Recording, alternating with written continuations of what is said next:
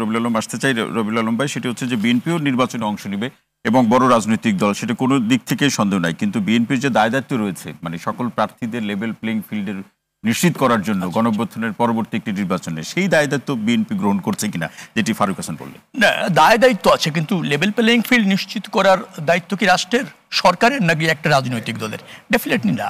আর আপনি level playing field চাচ্ছেন কোথায়? তফসিল ঘোষণা হয়েছে। আপনি লেভেল প্লেইং ফিল্ড তো তখনই চাইবেন একটা নির্বাচনের লেভেল প্লেইং ফিল্ড যদি বলেন, তাহলে তফসিল ঘোষণার পর নির্বাচন কমিশন, রাষ্ট্র এবং আইন শৃঙ্খলার রক্ষাকারী বাহিনীর সব রাজনৈতিক দলের নির্বাচনী প্রচারণার সমান অধিকার নিশ্চিত করার দায়িত্ব পড়ে। যেহেতু তফসিল ঘোষণা হয়নি, এটা সরকার আছে, রাজনৈতিক কর্মসূচি আছে, যেটা বললেন আমি দেখেছি নুরুল্লাহ খান নুরু ওখানে গিয়েছেন, তার এলাকায় রাজনৈতিক কর্মসূচিতে গিয়েছেন, উত্তেজনা হয়েছে। এটা নিজের দলের মধ্যেও হয়, প্রতিদ্বন্দ্বী দলের মধ্যেও হয়। একটা এলাকায় যদি আপনি যান রাজনৈতিক কর্মসূচিতে, সেখানে বেশ কিছু উত্তেজনা তৈরি হওয়ার কালচার বাংলাদেশের নজির আছে, কিন্তু তাতেই যে নির্বাচনী পরিবেশ নষ্ট হয়ে গেছে এভাবে ভাবলে সমস্যা। তবে সেটা না হওয়া ভালো। দীর্ঘ সময় ধরে তিনি অবরুদ্ধ ছিলেন, এটা তার বক্তব্য। আইন শৃঙ্খলা রক্ষাকারী বাহিনী তো আর বিএনপি নিয়ন্ত্রণ করে না, করে নাকি? রাষ্ট্র আছে, সরকার আছে, এবং তারাও তো খুব বড় স্টেক হোল্ডার। তাদের ডাকে লাখ লাখ লোক চলে আসে। এরকমও তো রাজনৈতিক দল আগামীতে 300 আসনে প্রার্থী দিতে চায় নুরুল্লাহ নুরুরা। স্বাগত জানাই ফারুকদেরকে, আসুক, সবচেয়ে বড় দায়িত্বশীল বিরোধী দল হোক না পার্লামেন্টে এসে। কিন্তু তারা যখন ঘন্টার পর ঘন্টা বলছে অবরোধ থাকে, তাদের নেতাকর্মীরা এরকম ভাবে থাকবে বাংলাদেশে, আমার কাছে এটা কিছুটা রাজনৈতিক দ্বিচারিত হতে পারে, অথবা ধরেন মানে কাম্য না। এক কথায় ওই বক্তব্যটাও কাম্য না, পরিস্থিতিটাও কাম্য না। সরকারের আরো দায়িত্বশীল হওয়ার প্রয়োজন রয়েছে, সেই জায়গা থেকে আমরা মনে করছি। আরেকটা জিনিস হচ্ছে, আপনি বলছিলেন যে নির্বাচন হবে, বিএনপি হয়তো জনপ্রিয়তায় এগিয়ে আছে, নির্বাচন হলেই হয়তো বিএনপি মেজরিটি সংখ্যাগরিষ্ঠতা পেয়ে যেতে পারে।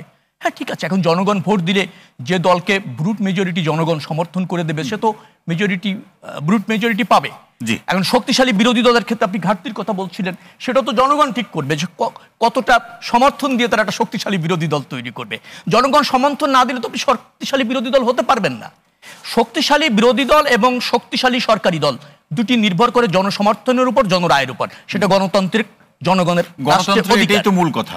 তবে শক্তিশালী বিরোধী দল যখন তৈরি না হয় বা জনসমর্থনের ভিত্তিতে, জনরায়ের ভিত্তিতে শক্তিশালী বিরোধী দলের ঘাটতি দেখা দিলে একটি কাজ করা দরকার, সরকারি দলকে দায়িত্বশীল হতে হয়, দায়িত্ববান হতে হয়, আরো বেশি রাষ্ট্র ব্যবস্থাপনায় মনোযোগী হতে হয়, আরো সমন্বয় করতে হয়, আরো সব মতের যে সমস্ত রাজনৈতিক দল পার্লামেন্টে থাকবে তাদের মতামতকে গুরুত্ব দিয়ে দায়িত্বশীলতার পরিচয় দিতে হয়।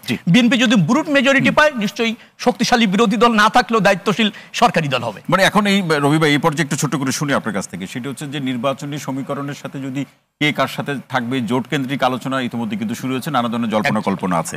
আপনি কি মনে করেন জোট কেন্দ্রিক নির্বাচন এটা কিন্তু বাংলাদেশের গণতন্ত্রকে কতটা এগিয়ে দিয়েছে বা পিছিয়ে দিয়েছে, সে আলোচনা তো আছেই। সামনে কি হতে পারে? বিএনপির সাথে যারা আগে ছিল সেই আন্দোলন সংগ্রামে, তারা কি থাকবে নাকি? আমাদের স্পষ্ট ঘোষণা যে আমাদের সাথে যারা যুগপৎ আন্দোলন করেছে, ফ্যাসিবাদী হটানোর যে আন্দোলন আমাদের ছিল গত 17 বছরের গণতন্ত্র প্রতিষ্ঠা, ভোটাধিকার প্রতিষ্ঠার আন্দোলন, তার সাথে যারা ঐক্যবদ্ধ ছিল তারা নিশ্চয়ই জোট সরকারে থাকবেন। এবং 31 দফা যেটা আমরা অঙ্গীকার করেছি রাষ্ট্র ব্যবস্থাপনায়, তার সাথে একমত হয়ে যারা বিএনপির সাথে আপনার রাষ্ট্র ব্যবস্থাপনায় অংশ নিতে চাইবেন, তাদের সে সুযোগ থাকবে, সরকারি অংশ, তাদের সেই সুযোগ থাকবে।